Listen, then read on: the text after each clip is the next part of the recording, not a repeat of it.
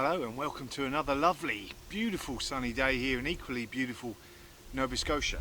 And as you can see, things are growing absolutely spectacularly here in the optimistic garden. None more so than my garlic. And it being sort of late June, these are not quite ready yet to harvest, but we have a little delicacy that has appeared on my hardneck garlic scapes. Now, those of you who don't know what garlic scapes are, they are basically the flower stem of the garlic, and you can chop these up and use them in lots of different ways in your cooking. And one of those is, for me, is to make garlic scape pesto. I've already made my first basil pesto of the year, but it's amazing how much basil you need to make a very tiny amount of pesto.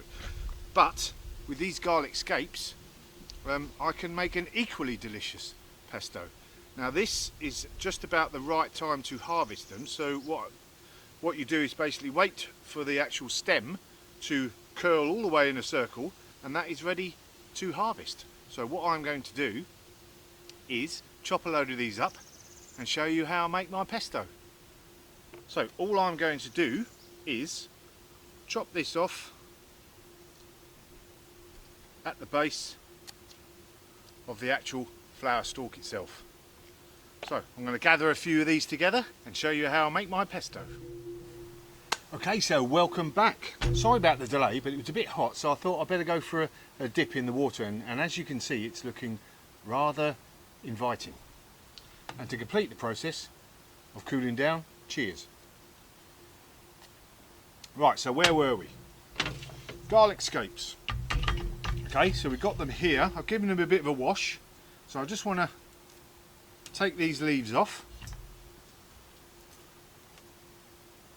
And then, because these are young, I can use all of the scape. Once they get a bit bigger and they straighten up a bit, this bottom bit will often get a bit tough, but nice and tender at the moment. So I'll strip these leaves off, like so.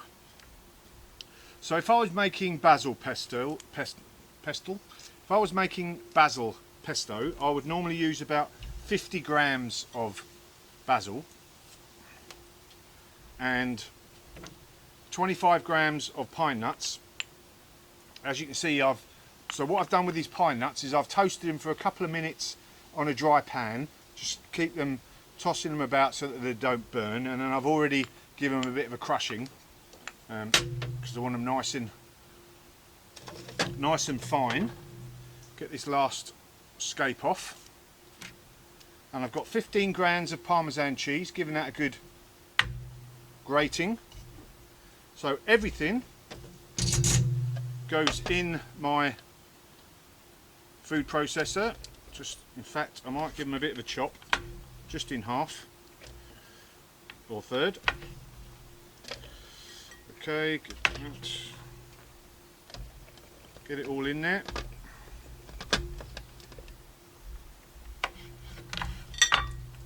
Oh, you can smell the garlic, absolutely beautiful. So everything goes in. If I can fit it in there, I think I should have got my bigger one.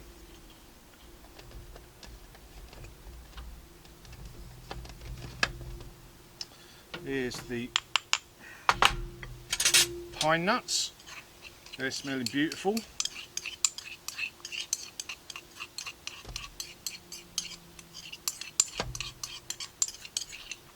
Don't want to waste anything. I'm not going to tip all the Parmesan in yet. About half the Parmesan. Get that all in. Bit of salt and pepper.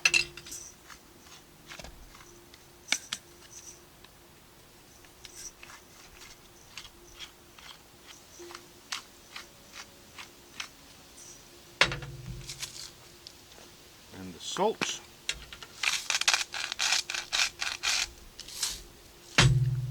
Give that a tap. Touch of lemon juice. Oh yeah, look at that.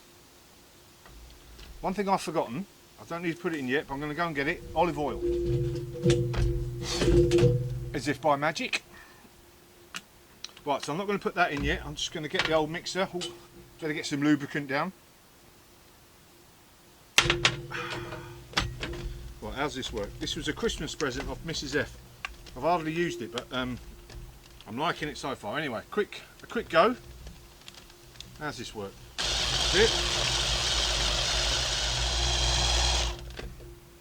Okay, right. Couple of tablespoons of olive oil. Not too much. The rest of the parmesan. Let's give it another whirl.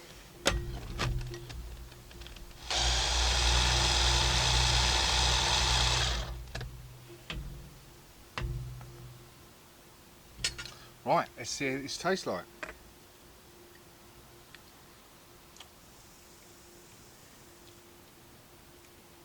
Ooh, very nice. We're liking that. Okay, let's have a look at it then. So this is a bit rough and ready with this mixer, but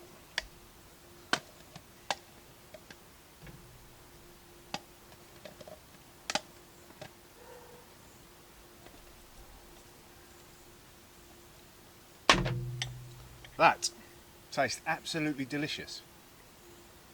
Job's definitely a good one. Cheers.